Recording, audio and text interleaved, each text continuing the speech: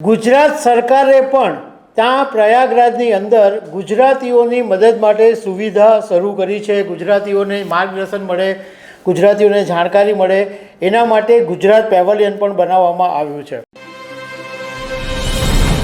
નમસ્કાર। ઉત્તર પ્રદેશના પ્રયાગરાજમાં મહાકુંભ શરૂ થઈ ગયો છે અને લાખોની સંખ્યામાં લોકો દર્શન કરવા માટે આવી રહ્યા છે।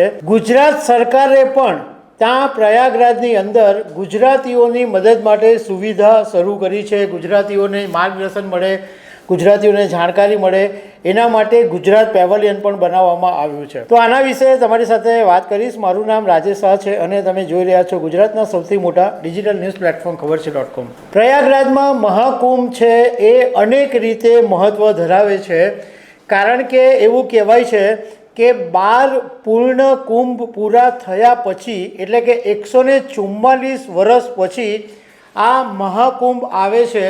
એટલે એ દૃષ્ટિએ આ સંયોગનું બહુ જ મહત્ત્વ છે। અને બીજું, હિન્દુ સંસ્કૃતિમાં જે પ્રમાણે કહેવામાં આવ્યું છે કે મહાકુંભના સમયે સૂર્ય, ચંદ્રમા, ગુરુ અને શનિ એક જ સીધી રેખામાં આવે છે। અને બીજું કે આ મહાકુંભની અંદર ગંગા, યમુના અને સરસ્વતી જેવી પવિત્ર નદીઓના ત્રિવેણી સંગમમાં સ્નાન કરવાનો એક અનેરો લાવો પણ મળે છે। ઉત્તર પ્રદેશ સરકારે એવું કીધેલું હતું કે લગભગ 40 કરોડ લોકો 45 દિવસમાં મહાકુંભમાં આવવાના છે। 13 જાન્યુઆરી 2025થી મહાકુંભની શરૂઆત થઈ છે અને 26 ફેબ્રુઆરી 2025 સુધી આ મહાકુંભ ચાલશે। હવે ગુજરાતના પ્રવાસન નિગમ દ્વારા પ્રયાગરાજની અંદર એક ગુજરાત પેવેલિયન બનાવવામાં આવ્યું છે। એટલે ગુજરાતના જે લોકો જશે એમને જે પણ જરૂર પડશે એ ત્યાં મદદ કરવામાં આવશે।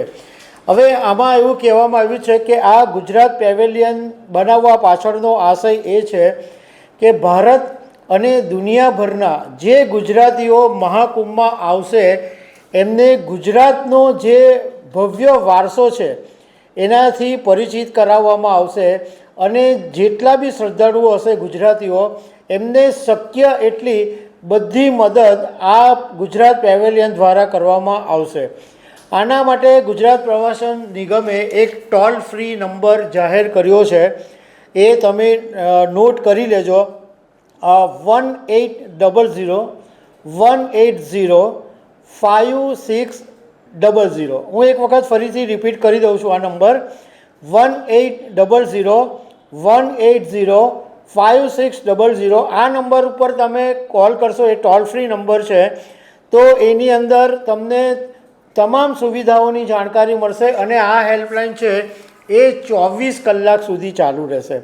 હવે આ જે ગુજરાત પેવેલિયન બનાવવામાં આવ્યું છે એમાં ગુજરાતની જે હસ્તકલા છે, જે ફેમસ હસ્તકલા છે એના 15 સ્ટોલ રાખવામાં આવ્યા છે અને એમાંથી તમે ખરીદી પણ કરી શકો છો। અને ગ્રામીણ મહિલાઓ દ્વારા 10 સ્ટોલ બનાવવામાં આવ્યા છે। આ સ્ટોલની અંદર તમે ગુજરાતી ખાવાનો આનંદ માણી શકશો।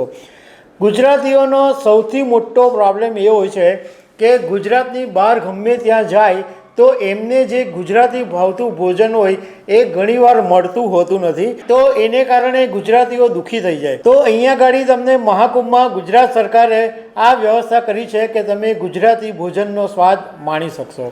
તો દર્શક મિત્રો, આવી અનેક વાતો સાથે અમે તમને મળતા રહીશું। Thank you very much.